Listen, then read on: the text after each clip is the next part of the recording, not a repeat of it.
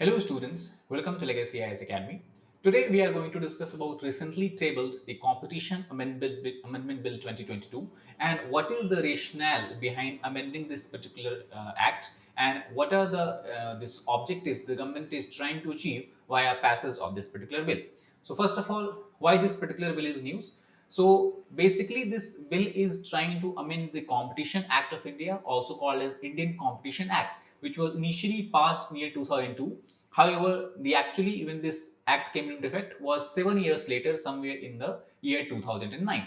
Now we know that the Competition Act is basically has been passed to ensure the competitiveness in the Indian market, so that all players have equal access to the resources. However, due to continuous changes in the market dynamics, such as we know we have rapid development in technology, we have rapid development of internet, e-commerce platforms, the amendments are required so that it is able to sustain and promote the market competition. So it is due to this reason the amendment becomes important and necessary so that the competition can be promoted even in the continuously and rapidly changing market environment.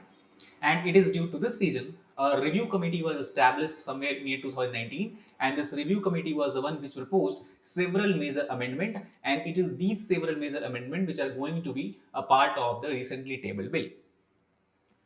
The long awaited bill to amend the Competition Act 2002 thus has been finally tabled in the Lok Sabha recently. So first of all, before going to discuss in details about the major amendment that has been proposed under this bill, let us try to understand what is the Competition Commission of India. So Competition Commission of India is an autonomous body under the Government of India, which basically has three mandates. The first mandate of this body is to ensure that the anti-competitive agreements that are signed by different stakeholders are penalized.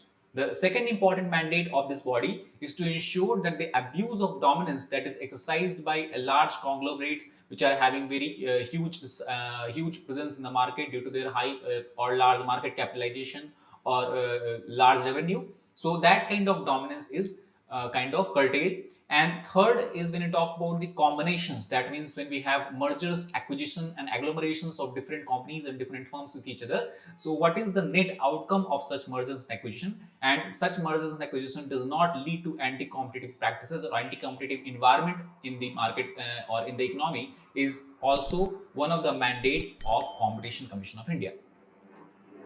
So let us now try to understand about major amendments that have been proposed under this particularly tabled bill. So the first amendment is with regards to the combination, that is merger, acquisition and amalgamation. So in this regard, if we talk about the bill, the initial act has a section that is section 5, and as per this section 5 in the initial act, there is need for the companies to notify the commission of the combination only on the basis of whatever is the size of the asset or whatever is the size of the turnover of the companies. However, this will change in the recent bill because as per the recent amendment, now one more term has been added in the bill, and that is a deal value threshold. So now the companies who are undergoing processes of merger, acquisition and amalgamation, they will have to notify the commission even if they are having a low asset and low turnover, but if the total value of deal that has been signed is higher than 2000 crore. Not only that, even if the companies that are participating in this process, if they have substantial business operations in India, then also they will have to notify the commission before such processes like merger and acquisition can be undertaken. So basically that is the first major amendment that has been proposed under this particular bill. Now how will it will be decided that whether a company has substantial business operations or not? So about that, the Competition Commission of India will later on come up with new rules and regulations. Not only that, as per this particular bill, it has also been decided to accelerate the timeline from 210 working days to 150 working days with conservatory period of 30 days. So this timeline is basically about the approval regarding merger, acquisition and amalgamation. As per the past act or the current act, currently Competition Commission of India can take maximum 210 working days to approve or deny the approval. If up to 210 days, if CCI has not taken any decision, in that case it is automatically considered to be approved. But now this 210 days will be reduced to 150 working days, so that the ease of doing business in India or ease of taking part in this combination activities are also become much more easier. So overall, the main objective with which this amendment has been done is to make sure that it will strengthen the commission's review mechanism, particularly in the digital and infrastructure space, because only when the Competition Commission of India was allowing the companies to notify such combination on the basis of asset and turnover only. In that case, many deals, many mergers, acquisition, all these were left behind, especially that were happening in the area of digital infrastructure spaces. So now all these transactions will also come under the domain of CCI, and a better management and better review of such kind of activities can be taken care of. The second important amendment has been done with regards to gun jumping. So here the current amendment clearly states that any parties should not go ahead with the combination process prior to the approval from CCI, and that is why it has been ensured that such activities or such acts are discouraged. The bill has said that now the penalty for gun jumping, which was earlier total 1% of the asset turnover, now that will be changed to 1% of the deal value. So what is gun jumping? Gun jumping in simple terms, it basically means that if someone is taking part in merger, acquisition and agglomeration without taking prior permission, without taking prior permission from the Competition Commission of India, and that is called as gun jumping. So that is also one thing that will be, we can say, discouraged after the passing of the current act. However, there are certain issues in the amendments and in the Competition Commission of India Competition Act. And what are these challenges that parties have basically said in the media? First of all, they said that there is inability to defer the consummation of open market purchases. That means if suppose any company is on the path of acquiring or on the path of acquisition with open market purchases of target sale, like suppose a company X is there and another company Y want to purchase 10 million shares of company X. So this is also an example of agglomeration acquisition. So in that case, if they wait for the Competition Commission of India for 210 days to give it approval, by the time the final approval comes, it is already too late, and the actual value of the share or actual price of the share at which they were getting the deal initially might be changed, and that can cause total consideration will have to undergo change, and that can cause that can cause losses to the acquiring company. For example, initially if the value of share was rupees 100, in that case if they want to purchase 10 million shares, they will have to pay 100 into 10 million. But now suppose that by the time CCI decision come, due to a lot of internal external factors are there, it is quite possible that the share price might jump to 200 rupees per share. In that case, now they will have to pay 200 rupees into 10 million. That is the actual price the companies will have to pay. So that will actually cause a loss to the acquiring company. So this is something that has to be taken care of, and that is why in this present act, this problem and this challenge or the issue which the companies and parties have to face is trying to be curtailed. So what amendment has been proposed? The amendment has been proposed that the open market purchases and stock market transactions that is being done by different companies, those will be exempted from the requirement of notifying before before the purchasing of shares to the commission in advance. So in that case, what will happen? If a company is getting good deal, if they're getting good price and at the share value, they can go ahead with the deals, and later on they can notify the Competition Commission of India. So the time lag that was there, that would be circumvented. The third important issue with regard to this particular act is hub and spoke cartels. So what is hub and spoke cartels? Basically, these are the cartels where vertically related players act as a hub and place horizontal restrictions on suppliers or retailers. Let us try to understand this. So suppose we have one vertical player, that means one supplier or manufacturer of any commodity is there, and this manufacturer of any commodity is connected with several smaller retail traders or wholesale traders. So hub and spoke cartels come into existence when all these B, C and D, which are the retailers or the sellers of this particular product, are connected with each other via A. That means B and C do not know each other, C and D do not know each other, but they are able to take part in anti-competitive practices by taking mediation or mediating help of the A. So this kind of cartelization is called as hub and spoke cartel, where this retail or small trader act as a spoke and this A, that is the main manufacturer of the product, act as a hub. So in present situations, as per the present act, there is a prohibition on the anti-competitive agreement which covers only entities having similar traits.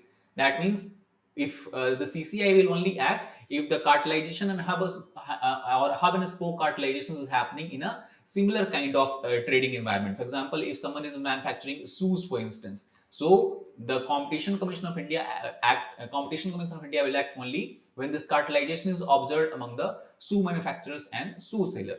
But now, as per the recent amendment or the proposed amendment, it will broaden the scope of anti-competitive agreement even among those traders, even among those manufacturers and suppliers who are not engaged in identical trade practices. Overall, the scope of CCI in tackling the hub and spoke cartelization will significantly increase or boost after passage of this particular bill.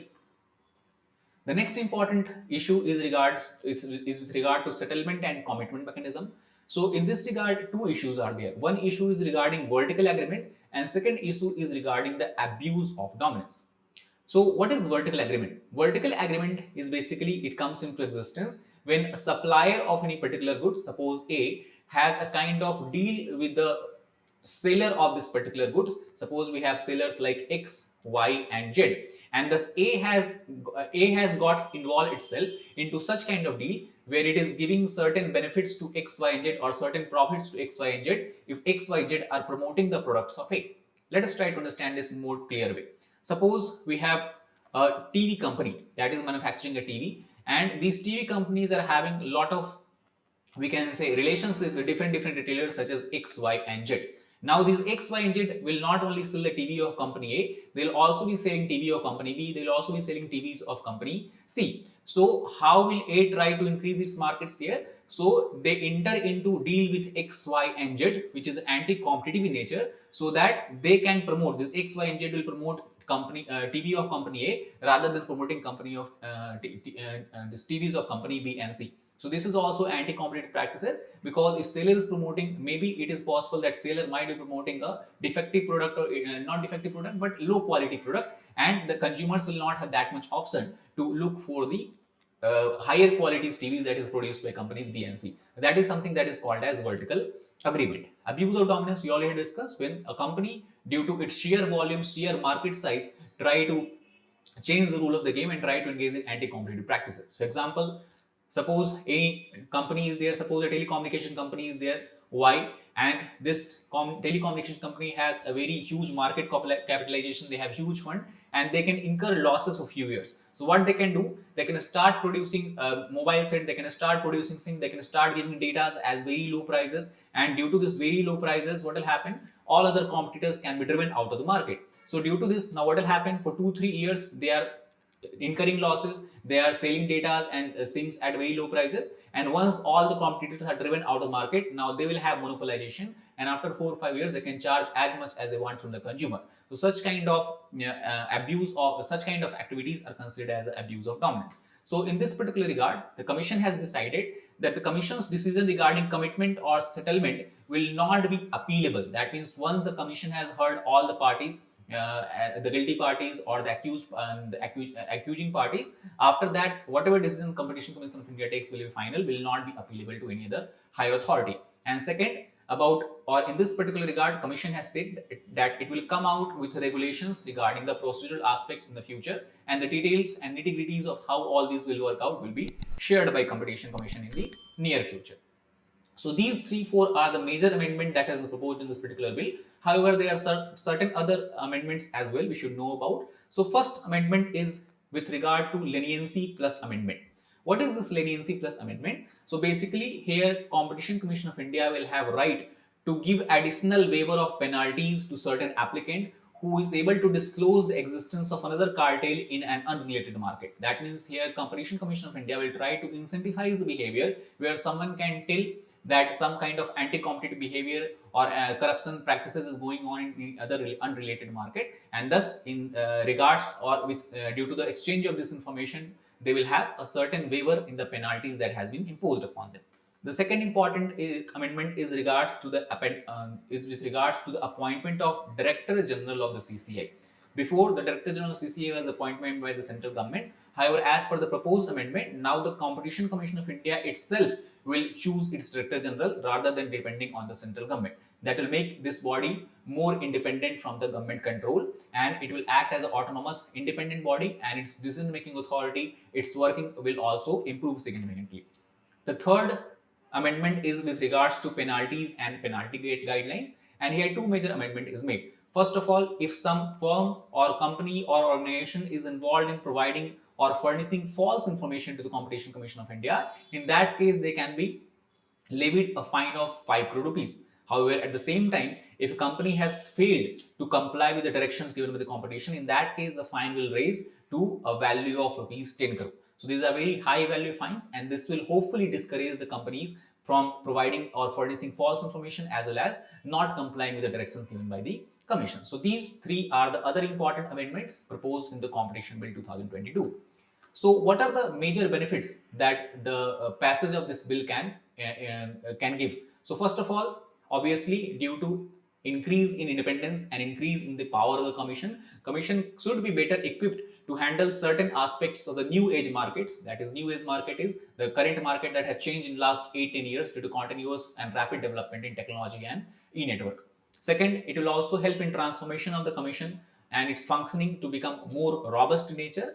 However, and thus we can say the proposed amendments are undoubtedly need of the hour looking into the present market conditions and economy of India.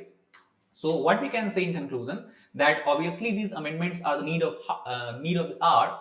However, they are heavily dependent on regulations that will be notified with the commission later. So how exactly the changes will be implemented? This is something that we will always only know in the future after the pass of the bill, and these regulations will have a huge impact on the proposals as well.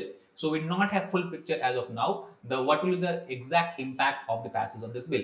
Also, the government needs to recognize that market dynamics are changing very constantly. That means earlier, if you go 20, 30, 40 years back, the market dynamics used to change after 20 years, 30 years or such. But now it is changing every year almost. And that is why government should ensure that it is much more necessary to update laws regularly rather than updating it in a decade. So this is all about this particular issue and this particular competition bill 2022. I hope you understood about the important points regarding this.